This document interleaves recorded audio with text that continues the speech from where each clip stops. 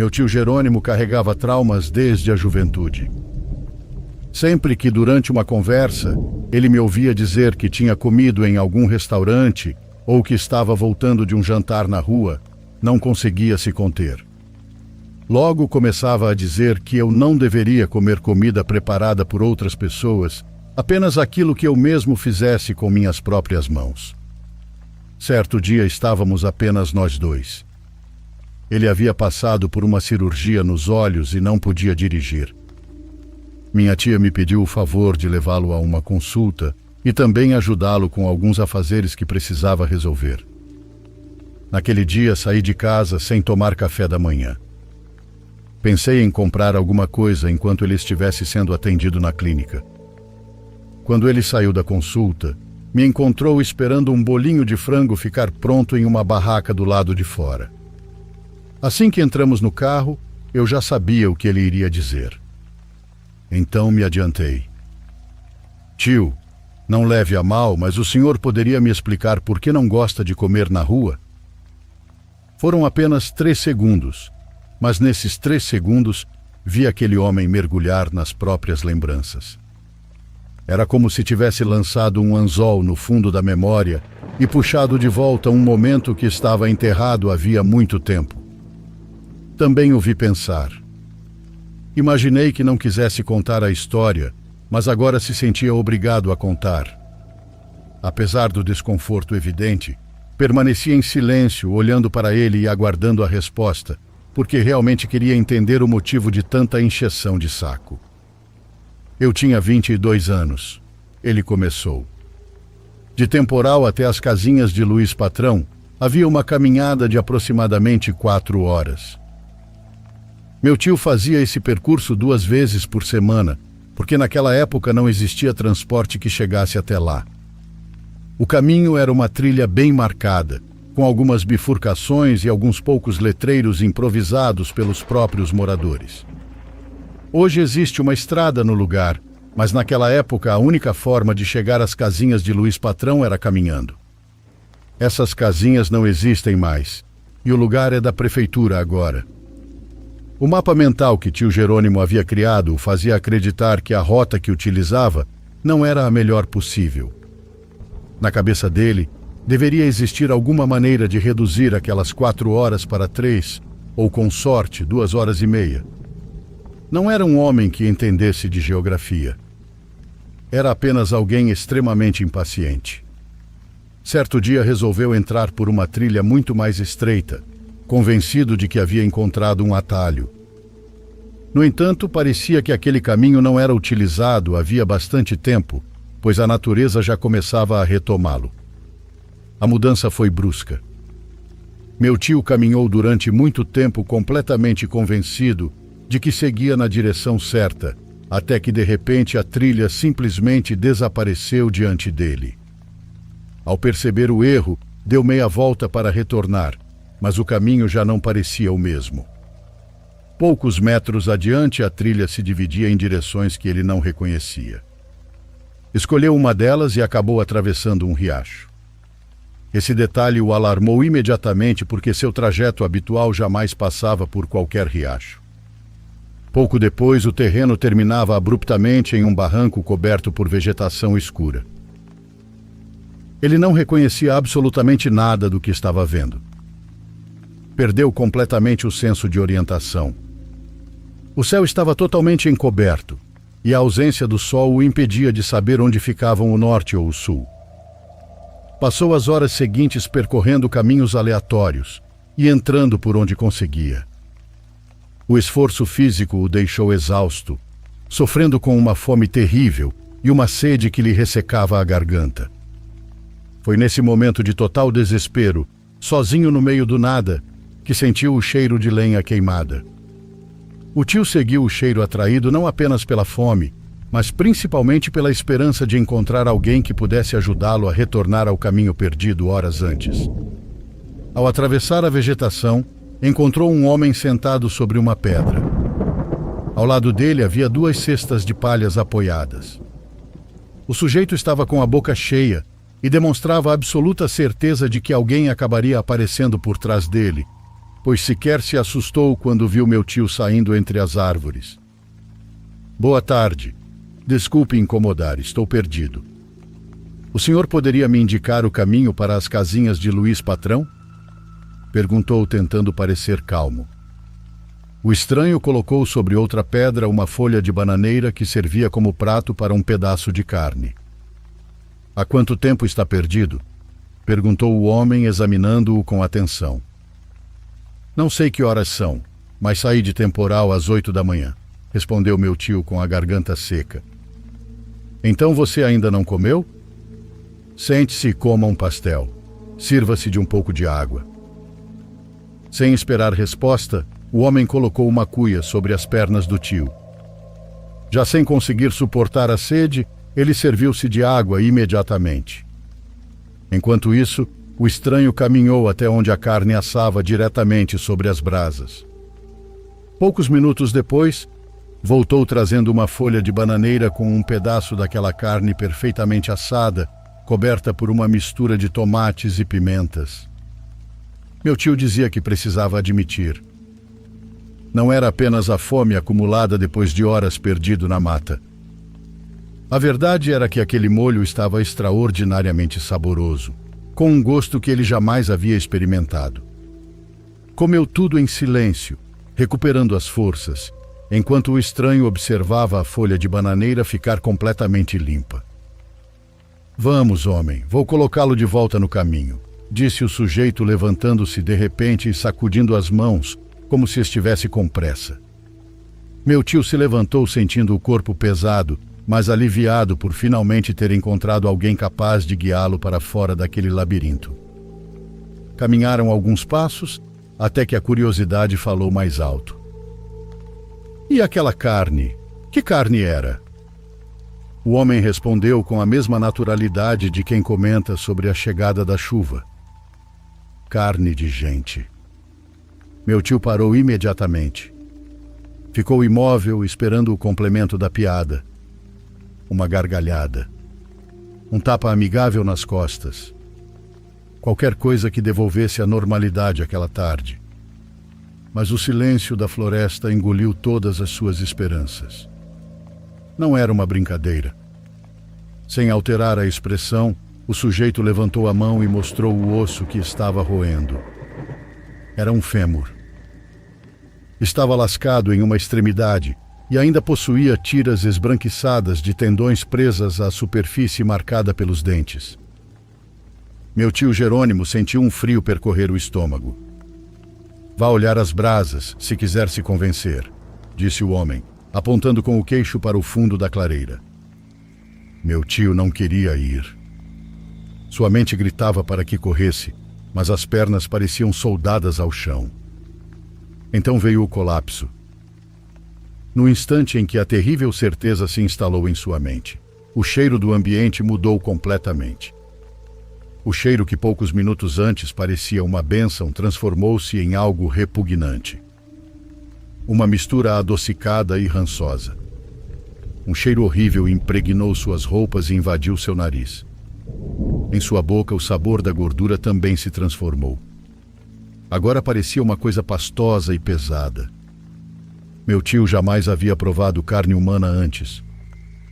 Porém, alguma coisa amaldiçoada em seus instintos lhe dizia que era exatamente assim que ela deveria ter gosto. Precisava ter certeza. A morbidez e o horror o empurraram em direção ao fogo. Ao aproximar-se das brasas, o que viu revirou seu estômago e encheu seus olhos de lágrimas. Sobre uma grelha improvisada com galhos verdes e pedras aquecidas, havia de fato uma pessoa. Estava esfolada, aberta do quadril até o externo. O tio sentiu a própria existência se dissolver. Caiu de joelhos ao lado de uma raiz e enfiou os dedos na garganta. Sentiu o peito rasgar por dentro, mas não conseguiu vomitar. Vamos, eu o acompanho, disse o homem. Seu tom continuava exatamente o mesmo. Agia como qualquer pessoa que estivesse apenas ajudando um desconhecido perdido na mata. Parecia não se importar minimamente por ter sido descoberto consumindo um ser humano. Não tentou esconder evidências. Não fez ameaças. Não demonstrou culpa. Nem mesmo loucura. Com uma tranquilidade assustadora, colocou as cestas nos ombros e guiou meu tio através da vegetação. Meu tio, tremendo da cabeça aos pés e com as pernas transformadas em gelatina, aceitou a ajuda porque não tinha alternativa.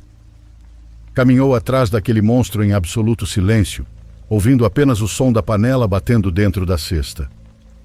Poucos minutos depois, o estranho afastou alguns galhos e, como por mágica, devolveu meu tio à trilha principal.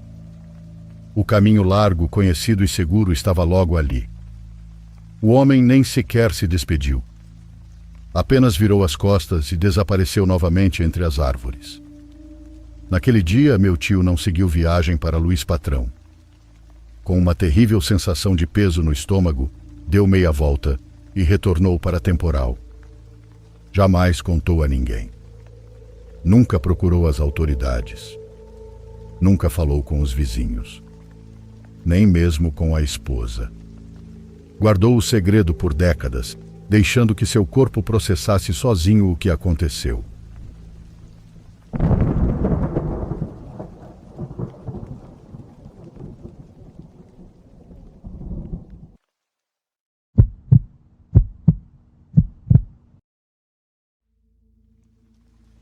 Sou taxista há vários anos e quase sempre trabalho no turno da noite.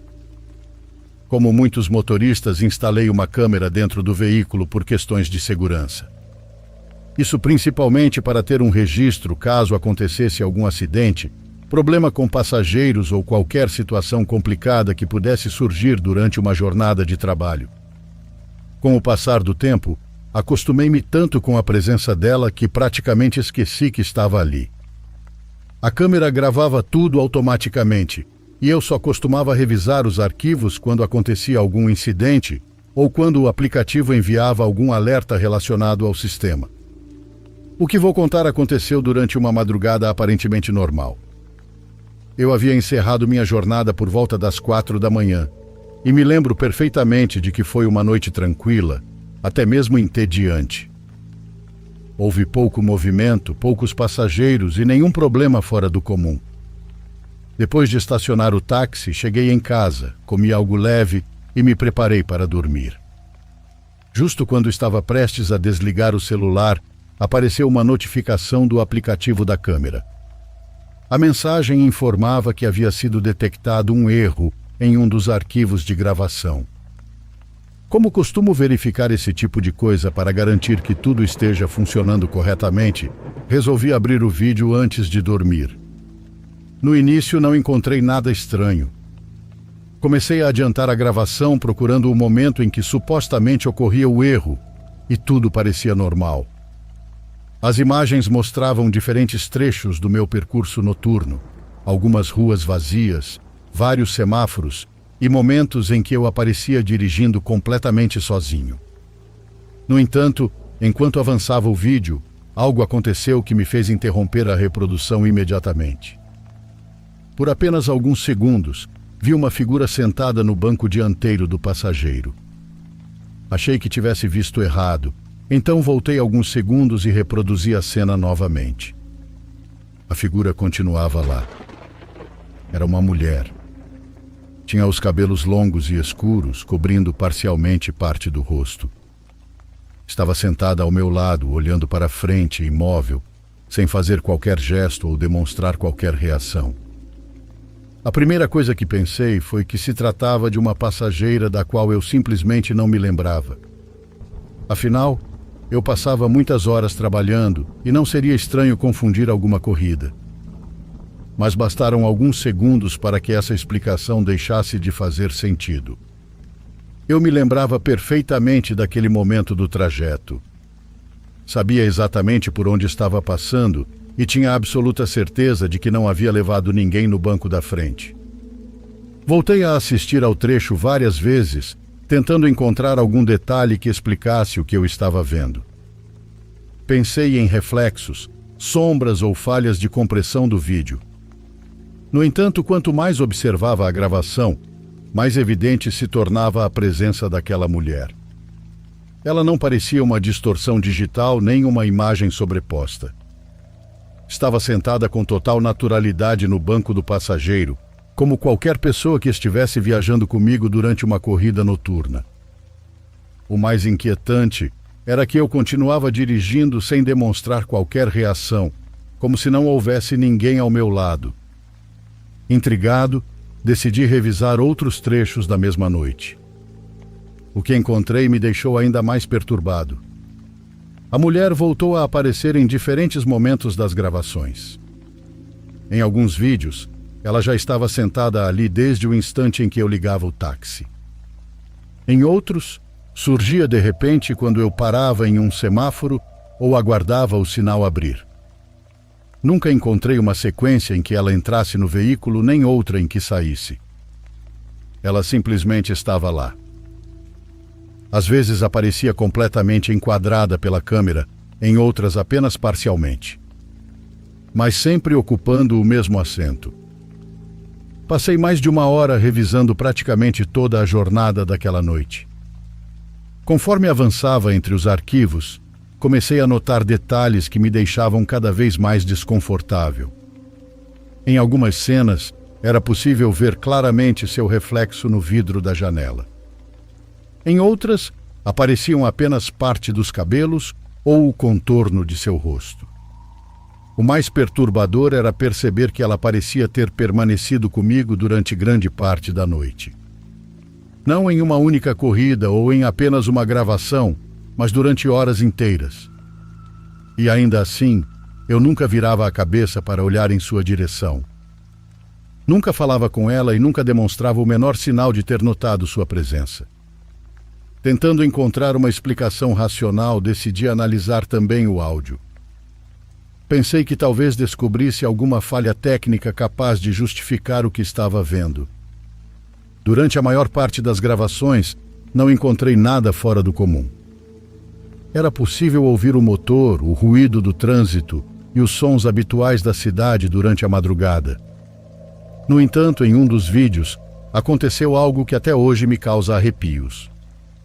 Eu estava parado diante de um semáforo vermelho e o interior do táxi permanecia completamente silencioso quando, de repente, a câmera registrou um sussurro. Era uma voz feminina. Parecia estar muito próxima do microfone, como se a pessoa estivesse sentada dentro do veículo. Reproduzi aquele trecho várias vezes para me certificar de que não era fruto da minha imaginação. A voz era fraca, mas pronunciava algo com clareza. Enquanto isso, eu continuava esperando o sinal abrir, sem reagir de forma alguma, como se jamais tivesse ouvido qualquer coisa. Depois de aumentar o volume e reduzir um pouco o ruído de fundo, consegui entender as palavras. Não era uma conversa. Não era uma frase longa. Era um endereço. Um endereço específico aqui da minha cidade. Por medo, nunca fui até aquele lugar. Não quero encontrar algo que possa transformar minhas noites de trabalho em um problema. Muitos vão dizer que isso é covardia e talvez tenham razão, mas eu preciso trabalhar e não quero me deparar com uma resposta que possa se tornar um problema para mim no futuro. Durante semanas tentei me convencer de que tudo aquilo era resultado de uma falha no sistema. Cheguei a acreditar que a câmera havia misturado arquivos ou que algum erro técnico estava gerando imagens fantasma sobre as gravações. Para tirar a dúvida de vez, comprei uma câmera nova, troquei todo o sistema e substituí tanto o equipamento quanto o software de gravação. Durante algum tempo não encontrei mais nada estranho e comecei a acreditar que finalmente havia resolvido o problema. No entanto, de vez em quando ainda reviso os vídeos antes de apagar os arquivos mais antigos. Na maioria das noites não encontro nada fora do normal. Porém, existem ocasiões, especialmente quando passo próximo da avenida onde aconteceu aquele incidente, em que ela aparece por 1 ou 2 segundos. Até o momento não fez nada além disso. Espero que continue assim.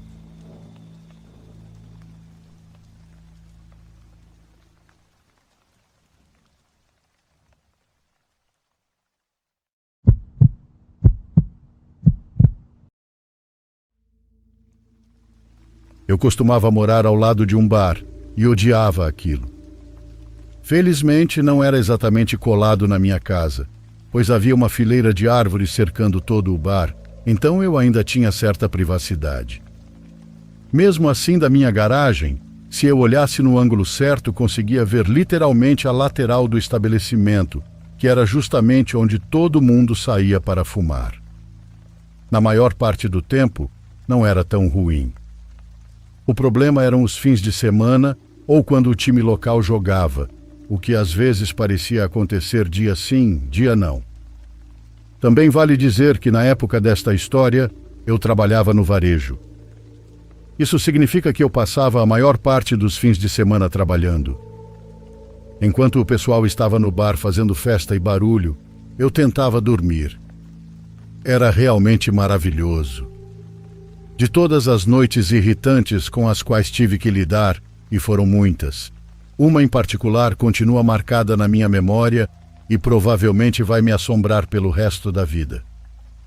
Era um sábado à noite e minha melhor amiga Leila estava vindo me visitar. Ela é como uma irmã para mim. Somos amigos desde o ensino fundamental e continuamos amigos até hoje. Na época desta história, Leila estava se esforçando muito para me arrumar alguém. Isso foi antes dos aplicativos de namoro se tornarem populares. Os aplicativos teriam me ajudado bastante a quebrar o gelo. Sempre tive dificuldade para interagir com estranhos. A ideia de chegar em uma mulher desconhecida e chamá-la para sair parecia mais assustadora do que qualquer filme de terror que você possa imaginar. Sou um tremendo nerd e adoro isso em mim. Amo meus quadrinhos, meus colecionáveis e, acima de tudo, ficar relaxando em casa. É meio difícil conhecer pessoas quando ser caseiro é praticamente a principal característica da sua personalidade. Por isso, Laila estava tentando ser a melhor cupido do mundo. Mas não estava dando muito certo, não. Tive alguns encontros, mas nada foi para frente. Então, naquela noite específica, Leila veio jantar comigo e passar um tempo até que a namorada dela saísse do trabalho. Tivemos uma ótima noite. Ela me deu algumas de suas clássicas dicas amorosas para eu testar na próxima vez que saísse com alguém. Por volta das 10 da noite, a namorada dela ligou avisando que estava saindo do trabalho. Eu acompanhei Leila até o carro e me despedi. Enquanto a observava ir embora, ouvi uma grande algazarra vinda do bar. Olhei para lá e vi um grupo de umas 7 ou 8 mulheres. Era óbvio que estavam bebendo e se divertindo. Elas riam alto e conversavam sem se preocupar com o volume. Eu conseguia ouvir claramente cada palavra que uma delas dizia para a amiga. Balancei a cabeça e, quando estava prestes a me virar e voltar para dentro de casa, percebi que uma das mulheres estava olhando na minha direção. Olhei ao redor para ver se ela poderia estar encarando outra pessoa, mas parecia claramente que ela estava olhando para mim. Não reagi, porque ainda não tinha certeza se ela realmente estava me observando ou não. Todas as mulheres começaram a voltar para dentro do bar, mas aquela ficou um pouco para trás. Era como se ela não fizesse realmente parte do grupo, apesar de estar com elas. Então ela acenou. Ela só podia estar acenando para mim. Não havia absolutamente mais ninguém por perto. No começo, não retribuí. Então ela começou a acenar de forma mais insistente. Com hesitação, acenei de volta. Ela reagiu mandando um beijo na minha direção. Tudo o que fiz foi sorrir e entrar em casa. Claramente era apenas uma mulher que estava no bar e talvez tivesse bebido além da conta. Depois daquela interação estranha, entrei e comecei a jogar videogame, já que pela primeira vez em muito tempo eu tinha um fim de semana de folga. Eu não conseguia imaginar uma maneira melhor de passar a noite. Por volta da 1:30 da manhã, ouvi alguém bater à porta. Pausei o jogo. Ouvi novamente uma batida suave. Não fiquei tão assustado por causa da proximidade com o bar. Outras pessoas já tinham aparecido na minha porta antes. Algumas pessoas daquela cidade realmente gostavam de festejar. Eu já estava acostumado com situações estranhas como aquela. Por via das dúvidas, caso fosse algo sério, levantei-me e olhei pela pequena janela ao lado da porta da frente. Não havia ninguém ali. Naquele momento, isso praticamente confirmou que era apenas algum idiota do bar fazendo gracinha. Meu coração acelerou um pouco, porque ouvir alguém bater a porta naquele horário sempre causa certo desconforto. Não voltei imediatamente para o jogo. Fiquei sentado na sala da frente, lendo algumas coisas no notebook. Acredito que uns 15 minutos tenham se passado desde a batida. Então me levantei para olhar pela janela mais uma vez, apenas para confirmar que realmente não havia ninguém lá fora. Quando olhei, não vi ninguém, mas notei que a luz interna do meu carro estava acesa. Quando prestei mais atenção, também percebi que a porta do motorista estava ligeiramente aberta. Mais uma vez, não senti tanto medo. Na verdade, fiquei mais irritado do que qualquer outra coisa. Não seria a primeira vez que alguém vindo do bar tentava arrombar meu carro para roubar alguma coisa. A piada era com eles porque eu não deixava nada de valor dentro do veículo. Da última vez que isso aconteceu, a luz interna ficou acesa a noite toda e a bateria morreu na manhã seguinte. Eu não queria que aquilo se repetisse. Destranquei a porta da frente, saí de casa e fui até o carro. Olhei o banco traseiro para garantir que ninguém estivesse escondido ali. Quando percebi que não havia ninguém dentro do veículo, fechei, tranquei a porta e voltei para casa. Assim que entrei e tranquei a porta novamente, percebi um cheiro diferente. Era como um perfume de lavanda ou algo parecido. Poderia ser da Laila, mas ela não era o tipo de pessoa que usava perfume, e eu não achava que o cheiro teria permanecido por tanto tempo. Terminei o que estava fazendo no computador, desliguei o videogame e decidi finalmente ir dormir. Ainda me sentia um pouco agitado com tudo o que havia acontecido, mas não estava assustado. Coloquei um filme para assistir na cama e tentei pegar no sono. Não sei exatamente quanto tempo se passou até eu ouvir alguma coisa. Desliguei o filme para escutar melhor. Achei que conseguia ouvir alguém correndo ao redor da casa, do lado de fora do meu quarto. Pareciam passos leves e delicados, mas se moviam rapidamente. Me aproximei da porta para escutar melhor. Então ouvi uma risadinha. Era uma risada suave e feminina. Quando ouvi aquela risada e os sons inconfundíveis de alguém correndo, fechei completamente a porta do meu quarto, que estava apenas entreaberta, e liguei para a polícia. Disse que alguém havia invadido minha casa. Provavelmente alguma pessoa vinda do bar ao lado. Enquanto esperava pela polícia, cada minuto parecia durar 1 hora. Depois de algum tempo, os sons de corrida pararam.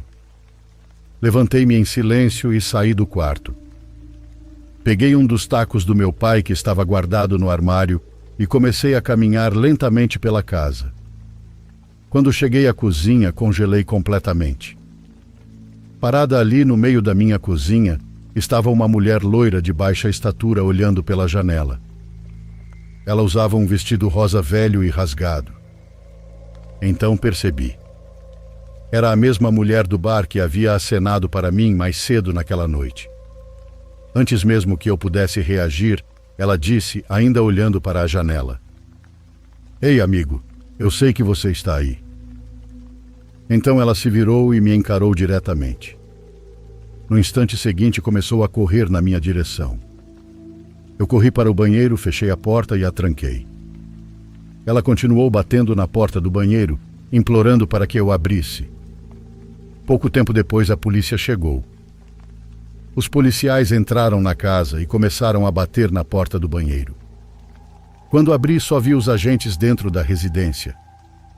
Olhei para baixo e, bem do lado de fora do banheiro, estava uma das minhas facas de carne que ficavam na cozinha.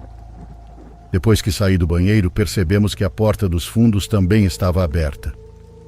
Concluímos que ela provavelmente havia fugido por ali. No dia seguinte fomos até o bar e perguntamos se alguém se lembrava de uma mulher com aquela descrição. O dono reconheceu imediatamente. Ele nos contou que ela estava suja e aparentemente incomodando os clientes. Por isso precisou expulsá-la do estabelecimento. Ela ficou rondando o lado de fora por algum tempo, mas desapareceu depois que ele ameaçou chamar a polícia. Depois daquela noite, graças a Deus, nunca mais a vi. Não faço ideia do motivo pelo qual ela me escolheu. Passei muito tempo tentando entender como ela conseguiu entrar na minha casa. A única explicação que encontrei foi quando saí para fechar a porta do carro. Ela deve ter estado escondida perto da entrada e aproveitado o momento em que eu não estava olhando para correr para dentro. Nunca vou esquecer aquela noite. Felizmente, nada mais grave aconteceu e hoje posso contar essa história. Só espero que aquela mulher tenha recebido a ajuda de que precisava e que não esteja aterrorizando mais ninguém.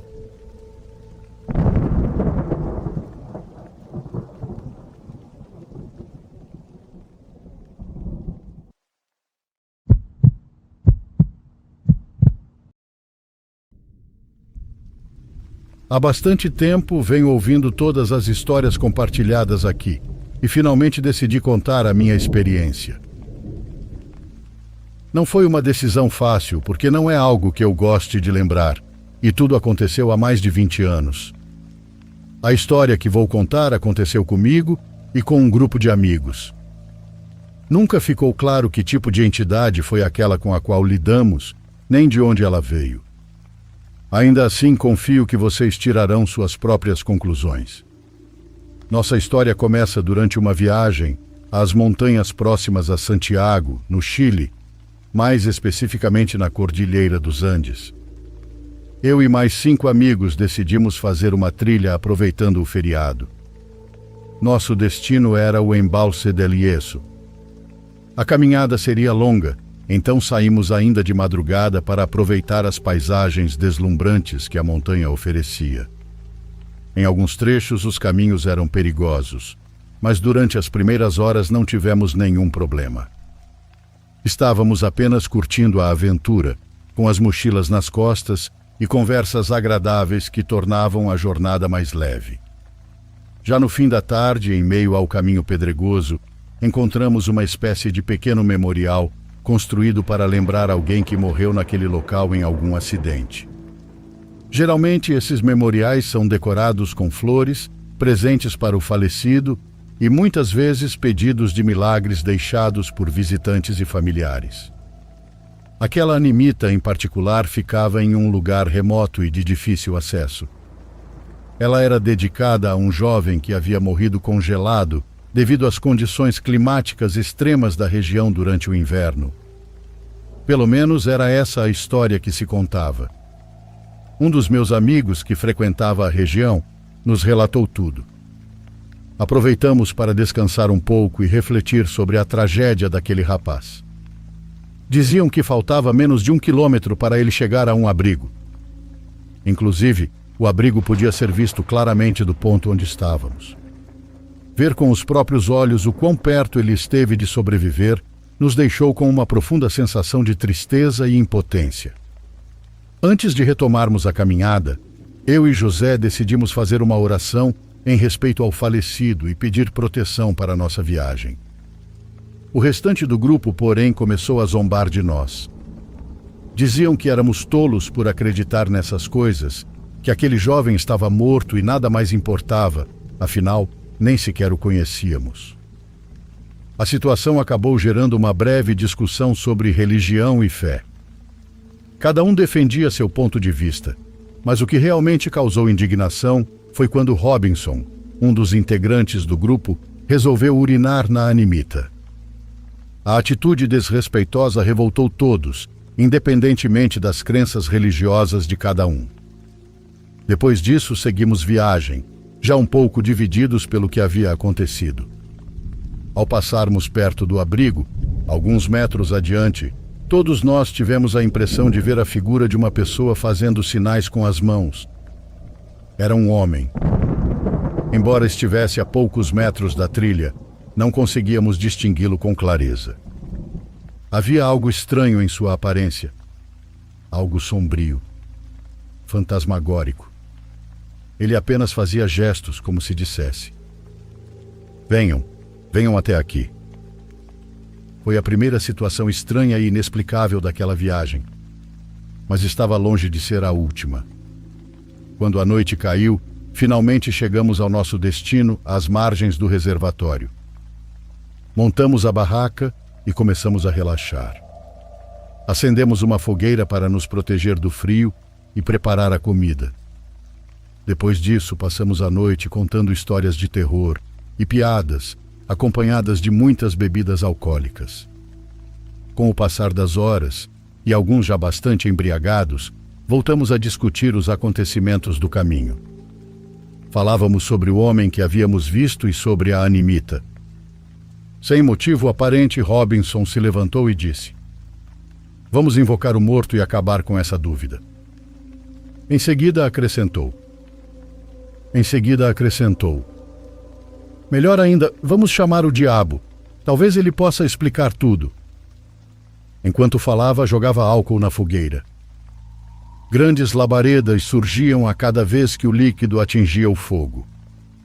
Então ele começou a repetir frases que pareciam uma invocação. Ó Belzebu, apareça esta noite, que o espírito do morto apareça.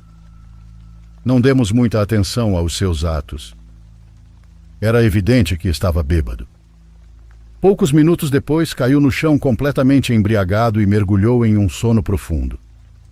A noite parecia interminável.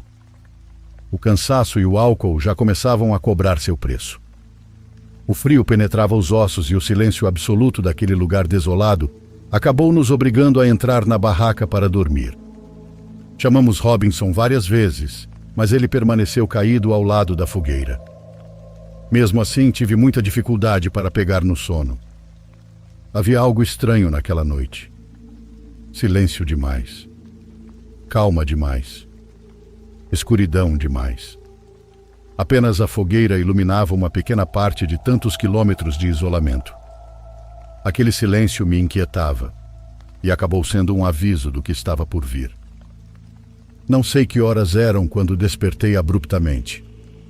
Algo ou alguém estava rondando nossa barraca. Não eram passos. Era um som semelhante ao arrastar de alguma coisa. Como se alguém estivesse puxando nossas mochilas pelo chão. Acordei meus amigos imediatamente. Em silêncio, incrédulos e assustados, trocamos olhares. O som continuava. Rodeava a barraca sem se afastar. Parecia que alguém se arrastava pelo chão ou arrastava alguma coisa. O sangue congelou em nossas veias. Um medo que nunca havíamos experimentado tomou conta de todos. Não era imaginação minha. Todos ouviam exatamente a mesma coisa. Permanecemos paralisados por longos minutos sem saber o que fazer. Foi assim até que decidimos sair juntos, gritando para assustar qualquer coisa que estivesse ali. Fosse um animal selvagem ou algum excursionista tentando roubar nossa comida. O medo era tão grande que esquecemos completamente que Robinson havia ficado do lado de fora. Poderia ser ele nos pregando uma brincadeira. Saímos iluminando tudo ao redor, mas não havia nada. Absolutamente nada. Tudo permanecia exatamente onde estava. Tudo menos Robinson. Ele estava deitado vários metros distante do local onde havia adormecido. Tentando encontrar uma explicação racional para o que ouvimos, pensamos que talvez tivesse sido ele tentando chegar até a barraca ao se levantar em meio à embriaguez. Voltamos para dentro da barraca. Dessa vez, todos juntos, incluindo Robinson. Tentamos dormir novamente, mas poucos minutos depois o pesadelo recomeçou. Algo voltava a se arrastar lá fora. Só que agora o terror era muito maior, porque o som vinha acompanhado por um gemido humano. Um gemido de dor, de agonia, de sofrimento, de morte. Era um som horrível, assustador, capaz de paralisar o coração. Ficamos abraçados, sem reação, apenas ouvindo aquilo que nos cercava. Algo rondava nossa barraca. Os gemidos continuaram durante longos minutos. Às vezes pareciam distantes, outras vezes pareciam acontecer bem ao nosso lado. Em 2 ocasiões, algo atingiu a barraca. Ou melhor, sacudiu a estrutura inteira, como se uma mão gigantesca estivesse tentando entrar. O medo era tão intenso que ninguém conseguia se mover. Alguns rezavam, outros insistiam em dizer que era apenas o vento. Mas no fundo, todos sabíamos que havia algo lá fora. Algo sobrenatural. E talvez nós mesmos o tivéssemos chamado. Nenhum de nós se lembra exatamente em que momento voltou a dormir, nem se os sons realmente cessaram. Também não sabemos quanto tempo passou até eu recuperar a consciência novamente. Desta vez fui despertado pelo barulho das hastes da barraca caindo no chão. Quando acordei completamente, percebi que a porta da barraca estava totalmente aberta e rajadas de vento congelante invadiam o lugar. Então percebi algo ainda pior. Dentro da barraca havia apenas eu e José. Acordei meu amigo imediatamente. Saímos correndo. Ainda era noite. O frio e o vento continuavam impiedosos. Encontramos César e Ítalo deitados alguns metros distante da barraca. Assim que os vimos, os acordamos. Eles se levantaram completamente confusos. O que aconteceu? Por que estamos aqui fora? Nenhum de nós tinha uma explicação. Será que tínhamos bebido tanto a ponto de não perceber o que estávamos fazendo, ou havia algo mais acontecendo? Em meio à confusão, demoramos para perceber que Robinson não estava ali. O desespero tomou conta. Começamos a chamá-lo em todas as direções. Nossas lanternas iluminavam a escuridão enquanto procurávamos freneticamente. Depois de alguns minutos, César avistou um vulto ao longe. Corremos imediatamente. Era Robinson. Seu corpo estava encolhido em posição fetal ao lado de uma rocha. Ele tremia de frio, mas aposto que também de medo. Era possível enxergar isso em seus olhos. Sua roupa estava estranhamente suja, como se algo o tivesse arrastado pelo chão. Os braços estavam esfolados e tinha marcas de arranhões. Parecia alguém que havia acabado de lutar contra um animal selvagem. Tentamos ajudá-lo. Tentamos tirá-lo daquele estado, mas era impossível. Algo tinha acontecido. Seu rosto dizia tudo. Incapaz de formular frases completas, ele apenas repetia sem parar. Está vindo, não deixem que me leve. Por favor, não deixem que me leve. Esperar o amanhecer foi uma eternidade. Até aquele momento, nenhum de nós havia dito praticamente nada. Descansar era impossível. César e Ítalo permaneceram dentro da barraca cuidando de Robinson, que acabou adormecendo. Lá fora, eu e José mantínhamos a fogueira acesa para combater o frio. Quando a luz do dia finalmente apareceu, iniciamos imediatamente a viagem de volta. O caminho inteiro foi marcado pelo silêncio, pelo medo, pela incerteza. O tempo começou a mudar. Nuvens escuras e carregadas surgiram do nada. O vento da montanha golpeava nossos rostos e dificultava a respiração. Mas o pior era a sensação constante de que alguém nos seguia. E não era apenas eu. Todos nós sentíamos. O tempo todo olhávamos para trás. A impressão de estar sendo observado nos acompanhou durante toda a descida. Passamos novamente pelo abrigo, depois pela Animita. Desta vez, ninguém sequer olhou para ela. Instintivamente aceleramos o passo. Foi então que Robinson caiu no chão. Parecia completamente esgotado. Seu corpo voltou a tremer. Corremos para ajudá-lo. Você está bem? Ele apenas nos encarava enquanto repetia em voz baixa. Vamos embora daqui. Vamos embora daqui. Vamos embora daqui. Quando já estávamos alguns metros afastados daquele lugar, algo me fez olhar para trás. E foi então que vi. Assim como na ida, tive a impressão de enxergar a silhueta de uma pessoa. Mas agora ela estava ao lado da Animita. E exatamente como antes, fazia sinais com as mãos. Como se dissesse: venham, venham até aqui. Foi naquele instante que entendi. Nós havíamos trazido algo ruim daquela montanha. Nunca mais voltamos àquele lugar, mas em nossas vidas aconteceram coisas estranhas. Talvez eu possa relatar sobre isso outra hora.